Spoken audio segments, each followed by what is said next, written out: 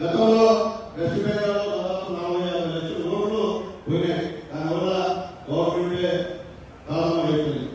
కాబట్టి ఈరోజు తేలిక తమాషా విషయం కాదు. మనం ఏదో గెలుస్తున్నాం, అధికారంలో ఉన్నాం, మనం ఏమో చెప్పినా జరిగిపోతున్నప్పుడు మన భ్రమ.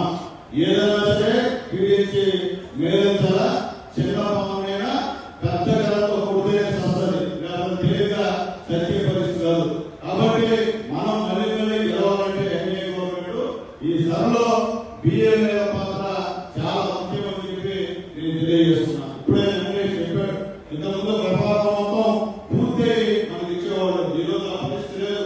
ప్రభావాన్ని పూర్తి చేయాల్సిన బాధ్యత బిఎల్ వాళ్ళది. వాళ్ళు చాలా కోఆపరేట్ చేస్తున్న బాధ్యత బిఎల్ ఏదని కూడా మీరు మళ్ళీ నేను తెలియజేస్తున్నా. నేను ఆర్డీఓ గారు ఎంఆర్ఓ అందరితో మాట్లాడాను. సార్ మీరు అప్లికేషన్ చేస్తున్నారు, ఎందుకంటే వాళ్ళు ఫిల్అప్ చేసి ఏదో ఒకటి మళ్ళీ నిర్మిస్తున్నాను కాకుండా ఖచ్చితంగా ఫిల్అప్ చేసే బాధ్యత కూడా మీ బియ్యంలో పెట్టడం కూడా మా ఆర్డీఓ గారిని ఎంఆర్ఓ గారిని కూడా రిక్వెస్ట్ చేస్తున్నా. మీకు కూడా ఎలక్షన్ కమిషన్ ఉండేది కూడా ఆదేశాలు వస్తాయి. ఆల్రెడీ ముందు చెప్పింది లేదు, ఇప్పుడు లేదు, మొత్తం మారిపోయింది ప్రభావం. కాబట్టి బిఏలో తెలియజేస్తున్నా, మీరు చాలా మంది నెగ్లిజెన్సీ ఉండాలి.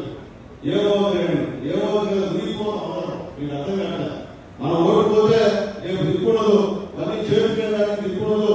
2002లో ఆంధ్రప్రదేశ్లో మీ పేరుంటేనే మళ్ళీ మీరు సెలెక్ట్ చేసి మళ్ళీ ఇస్తేనే మళ్ళీ మీకు వస్తుంది, లేకపోతే మీకు ఎవరు ఓటు రాదు. గుర్తుపెట్టుకోమని తెలియజేస్తున్నాను. తేలికే కాదు, అనుకున్నట్టు ఏమవుతుంది అంటే తేలిగ్గా తీసుకోవద్దు. ఏదో అంటే ఈరోజు మనం గెలిచాం, ఏదో ఉన్నాం, అయితే పని సాధించుకోమని కూడా మేము తెలియజేస్తున్నా. మనం బాధపడడం, ఎన్ని బాధపడడం ప్రతి ఒక్క గ్రామంలో గ్రామం దగ్గర నుంచి మన పార్టీ వాళ్ళని ఏ విధంగా వాళ్ళు ఇబ్బంది